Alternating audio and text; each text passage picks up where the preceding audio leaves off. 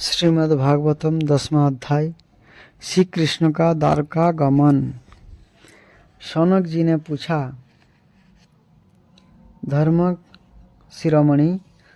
शिरोमणि महाराज, युधिष्ठिर ने अपनी पैतृक संपत्ति का हड़प जाने के इच्छुक आतताइयों का नाश करके अपने भाइयों के साथ किस प्रकार से राज्य शासन किया और कौन कौन से काम किए, क्योंकि भोगों में तो उनकी प्रवृत्ति थी ही नहीं। सूत जी कहते हैं, संपूर्ण सृष्टि को उज्जीवित करने वाले भगवान श्री हरि परस्पर की कलह अग्नि से दग्ध कुरु वंश को पुनः अंकुरित कर और युधिष्ठिर को उनके राज्य सिंहासन पर बैठाकर बहुत प्रसन्न हुए। भीष्म पितामह और भगवान श्री कृष्ण के आदेश के श्रवण से उनके अंतःकरण विज्ञान का उदय हुआ और भ्रांति मिट गई। भगवान के आश्रय में रहकर ये समुद्र पर्यंत सारी पृथ्वी का इंद्र के समान शासन करने लगे। भीमसेन आदि उनके भाई पूर्ण रूप से उनकी आज्ञाओं का पालन करते थे। युधिष्ठिर राज्य में आवश्यकता अनुसार यथेष्ट वर्षा होती थी। पृथ्वी में समस्त अभीष्ट वस्तुएं पैदा होती थी। बड़े बड़े थाने वाले बहुत से गौएं प्रसन्न होकर गौशालाओं को दूध से सींचती रहती थी। नदियाँ, समुद्र, पर्वत, वनस्पति, लताएं और औषधियाँ प्रत्येक वस्तु में यथेष्ट रूप से अपनी अपनी वस्तुएं राजा को देती थी। अज्ञात शत्रु महाराज युधिष्ठिर के राज्य में किसी प्राणी को कभी भी आदि व्याधि अथवा वैदिक, भौतिक और आध्यात्मिक क्लेश नहीं होते थे। अपने बंधुओं का शोक मिटाने के लिए और अपनी बहन सुभद्रा की प्रसन्नता के लिए भगवान श्री कृष्ण कई महीनों तक हस्तिनापुर में ही रहे। फिर जब उन्होंने राजा युधिष्ठिर से द्वारका जाने की अनुमति मांगी, तब राजा ने उन्हें अपने हृदय से लगाकर स्वीकृति दे दी। भगवान उनको प्रणाम करके रथ पर सवार हुए। कुछ लोगों सामान अम्रवालों ने उनका आलिंगन किया और कुछ छोटी अम्र वाले ने प्रणाम। उस समय सुभद्रा, द्रौपदी, कुंती, उत्तरा, गांधारी, धृतराष्ट्र, जुजुत्सु, कृपाचार्य, नकुल, सहदेव, भीमसेन, धम्म और सत्यवती आदि सब मूर्छित से हो गए। ये सर्गपाणी श्री कृष्ण का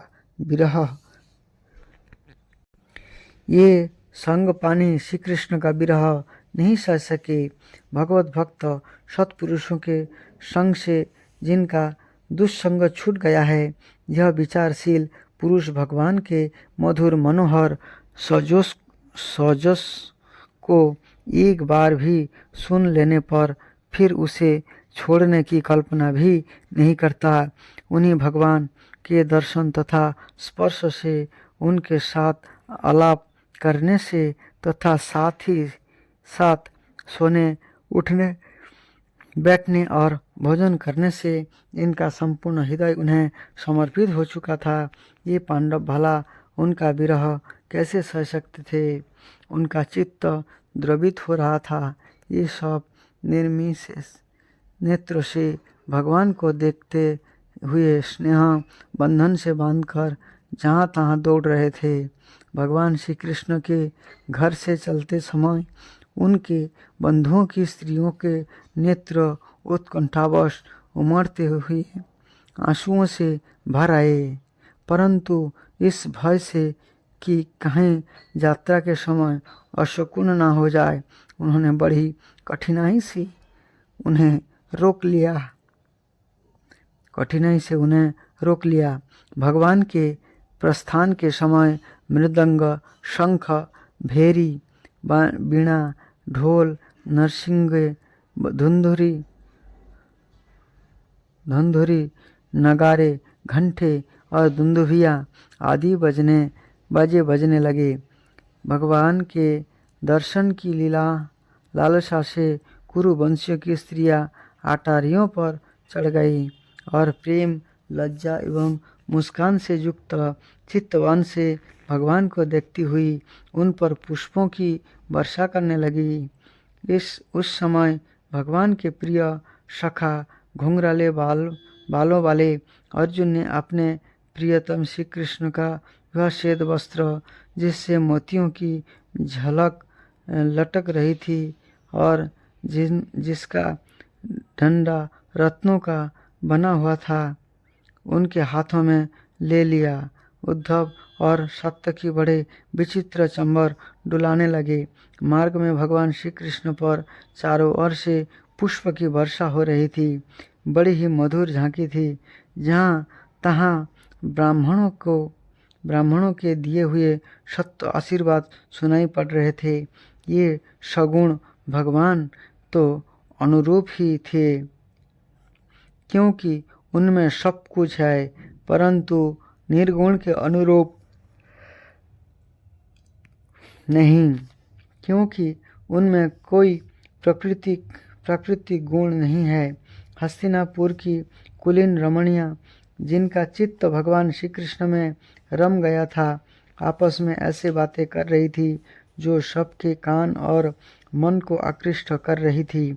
ये आपस में कह रही थी, सखिए, ये ही सनातन परम पुरुष है, जो प्रलय के समय भी आपने आदि दीप निर्विशेष स्वरूप में स्थित रहते हैं।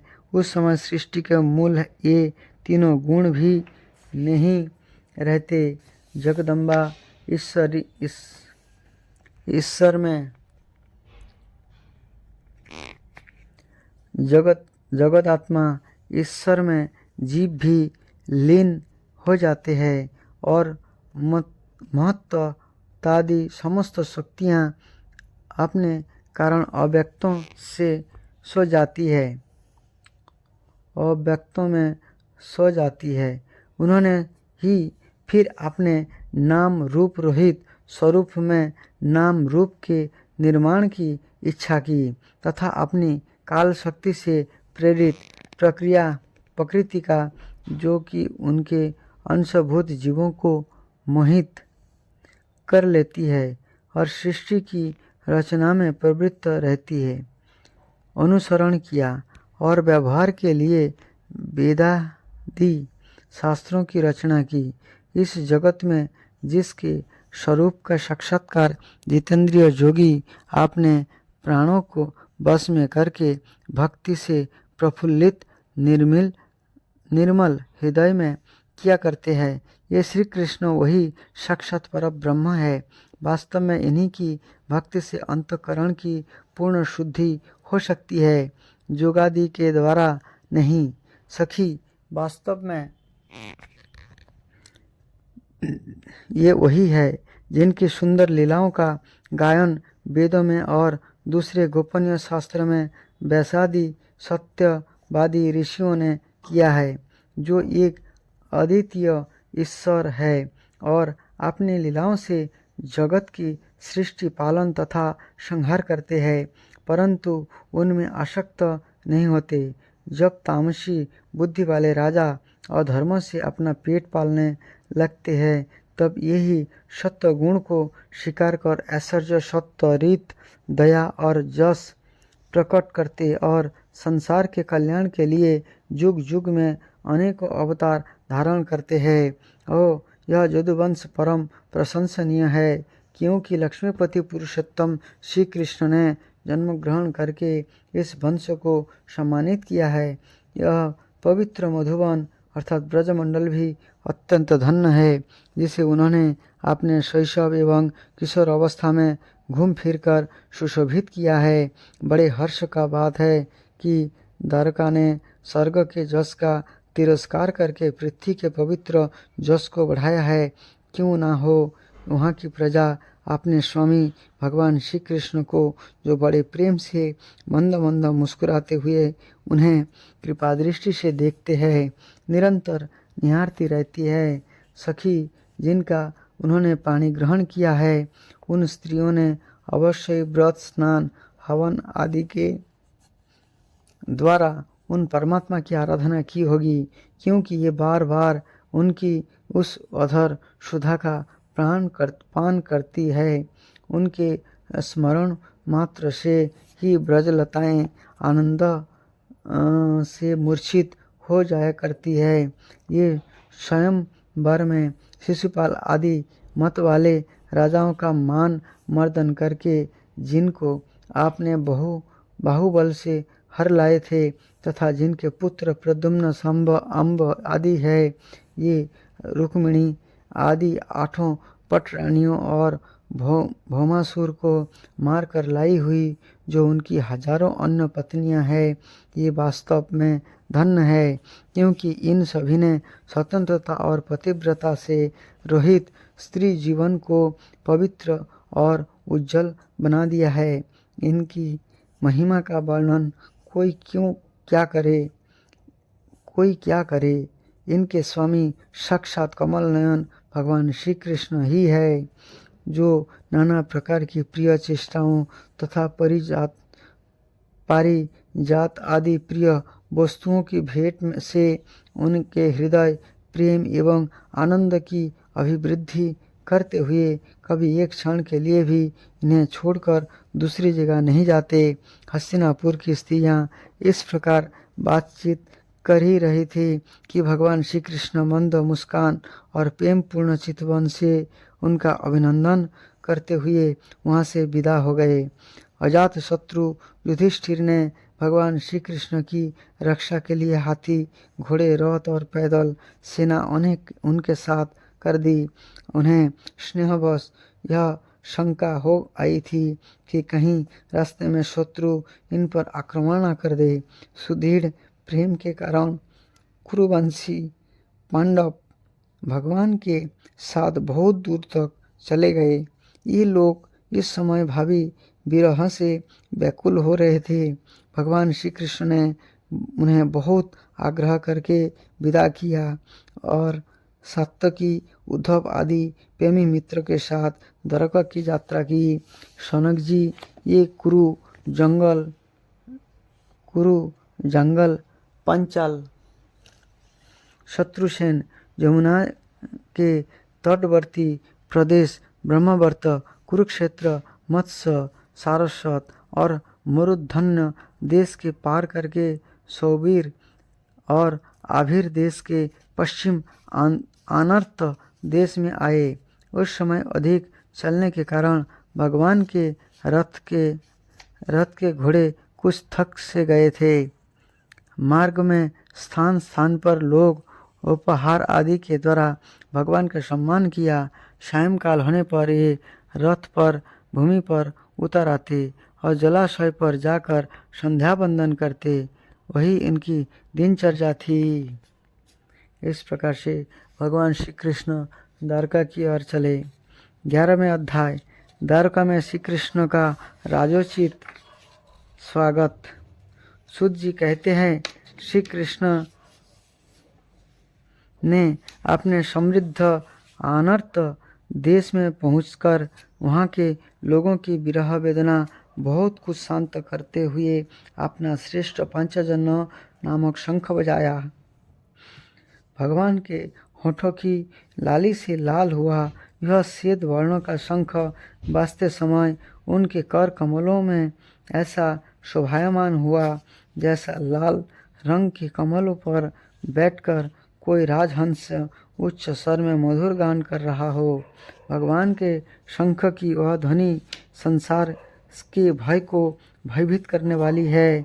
उसे सुनकर सारी प्रजा अपने स्वामी श्री कृष्ण के दर्शन की लालसा से नगर के बाहर निकल आए। भगवान श्री कृष्ण आत्मा राम है।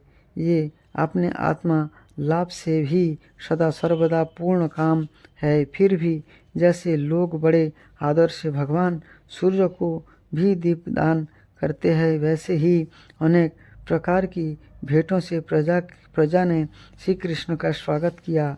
सबके मुख कमल प्रेम से खिल उठे। ये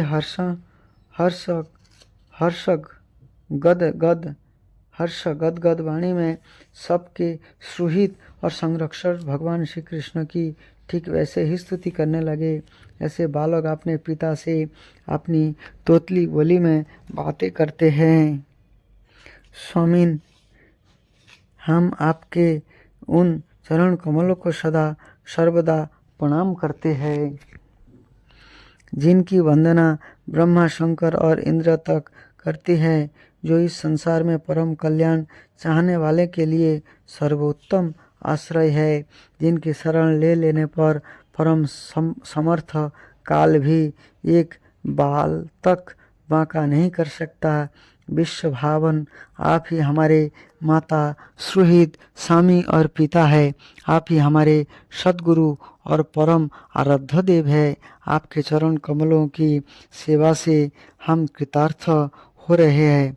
आप ही हमारा कल्याण करें और हम आपके पाकर सनाथ हो गए, क्योंकि आपके सर्व सौंदर्योत्सार अनुपम रूप का हम दर्शन करते रहते हैं।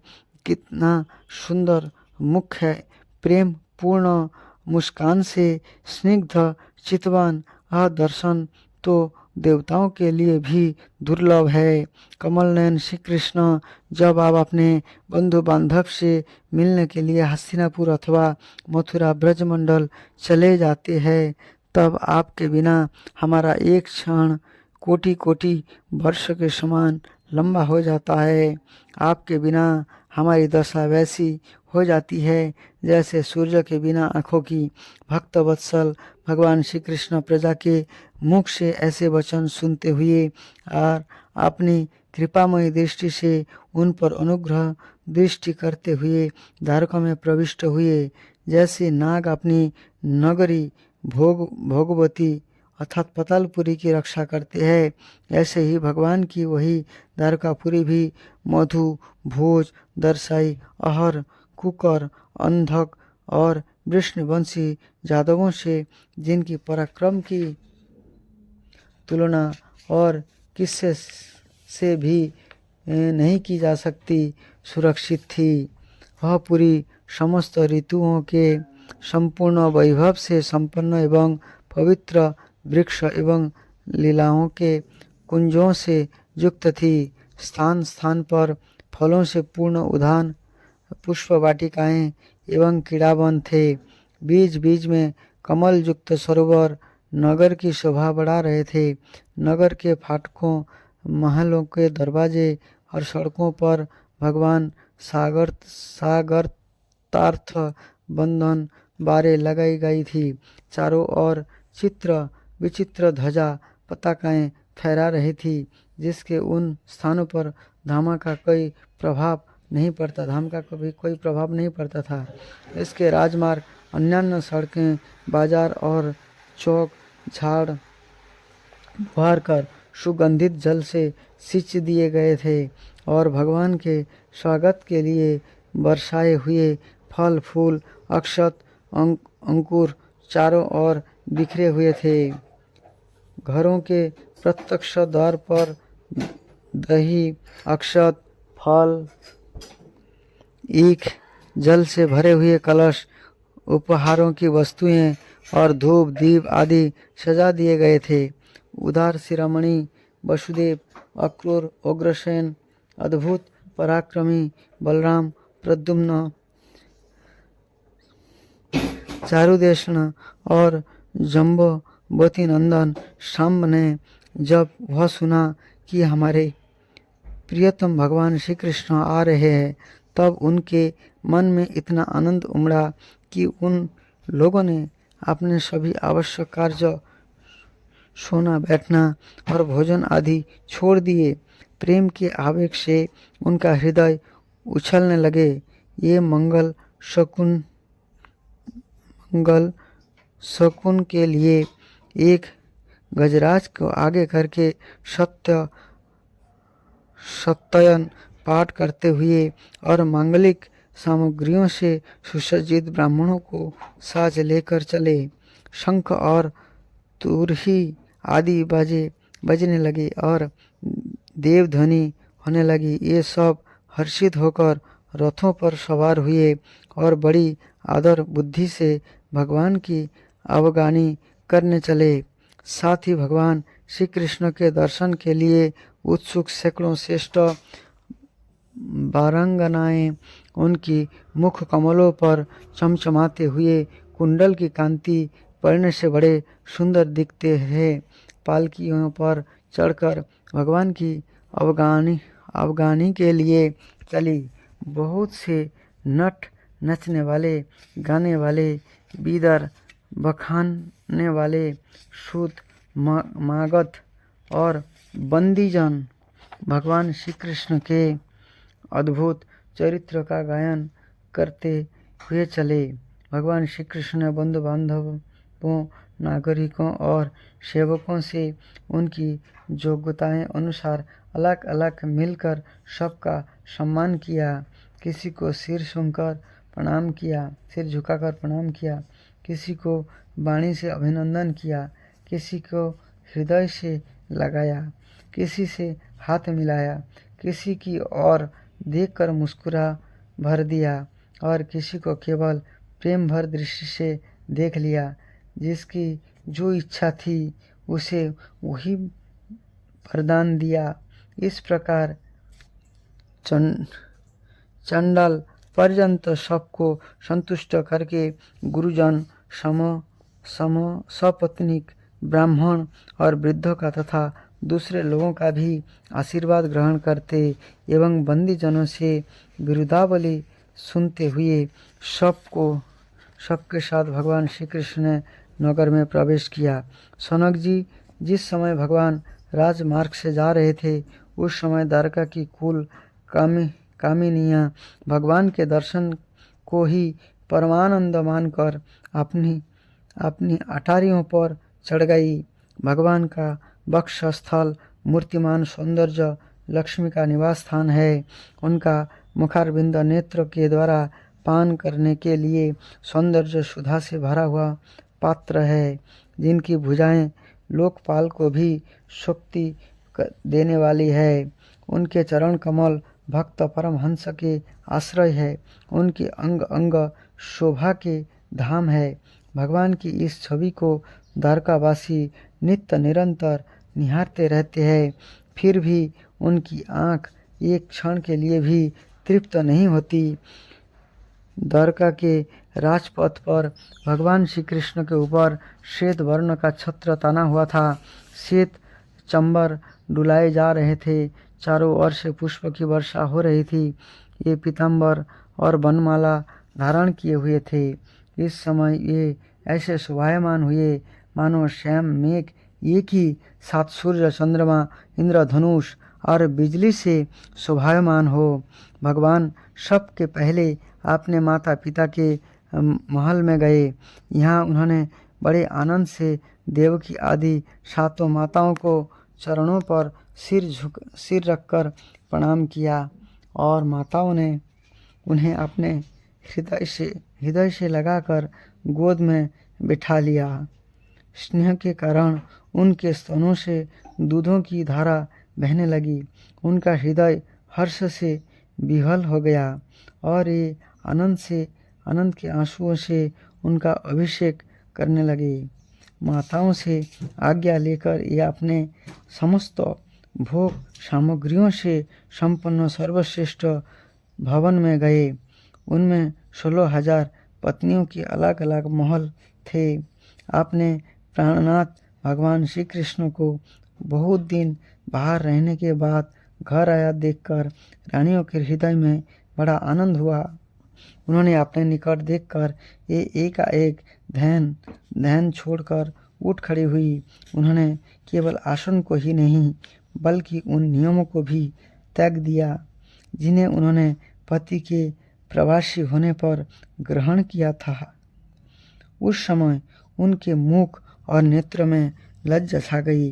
भगवान के प्रति उनका भाव बड़ा ही गंभीर था। उन्होंने पहले मन ही मन, फिर नेत्र के द्वारा और तत्पश्चात पुत्र के बहाने शरीर से उनका आलिंगन किया। शौनक जी, इस समय में नेत्र में जो प्रेम के आंसू झलक आए थे उन्हें संकोचवश उन्होंने बहुत रोका, फिर भी विवशता के कारण ये ढलक ही गए। यद्यपि भगवान श्री कृष्ण एकांत में सर्वदा ही उनमें पास रहते थे, तथापि उनके चरण कमल उन्हें पद पद पर नहीं जान पड़ते। भला स्वभाव से ही चंचल लक्ष्मी, जिन्हें एक क्षण के लिए भी कभी नहीं छोड़ती, उनकी संसिद्धियों से किसी स्त्री को तृप्ति हो सकती है? जैसे वायु वहाँ के संघर्ष दावानल पैदा करके उन्हें जला देती है, ऐसे ही पृथ्वी के भारभूत और शक्तिशाली राजाओं के परस्पर फूट डालकर बिना शस्त्र ग्रहण किए ही भगवान श्री कृष्ण ने उन्हें कई अक्षौहिणी सेना सहित एक दूसरे से मरवा डाला और उसके बाद आप भी उपराम हो गए। साक्षात परमेश्वर ही अपने लीला से इस मनुष्य लोक में अवतीर्ण हुए थे और सहस्त्रों रमणी रत्नों में रहकर उन्होंने साधारण मनुष्य की तरह क्रीड़ा की, जिनकी निर्मल और मधुर हंसी उनके हृदय के उन्मुक्त भाव को सूचित करने वाली थी, जिनकी लजीली चितवन की चोट से बेसुध होकर विश्व विजयी कामदेव ने भी अपने धनुष का परित्याग कर दिया था। ये कामिनियाँ अपने काम विलास से जिनके मन में तनिक भी क्षोभ नहीं पैदा कर सकी, उन असंग भगवान श्री कृष्ण को संसार के लोग अपने ही समान कर्म करते देखकर आसक्त मनुष्य समझते हुए ये उनकी मूर्खता है। वही तो भगवान की भगवत्ता है कि प्रकृति में स्थित होकर भी उसके गुणों से कभी लिप्त नहीं होते। जैसे जगत की शरणागत बुद्धि आपस में रहने वाले प्राकृतिक गुण से लिप्त नहीं होता, ये मूढ़ स्त्रियां जो श्री कृष्ण को अपना एकांत से भी स्त्री परायण भक्त ही समझ बैठी थी, क्योंकि वे अपने स्वामी के ऐश्वर्य को नहीं जानती थी, ठीक वैसे ही जैसे अहंकार की वृत्तियां ईश्वर की अपने धर्म से युक्त मानती है।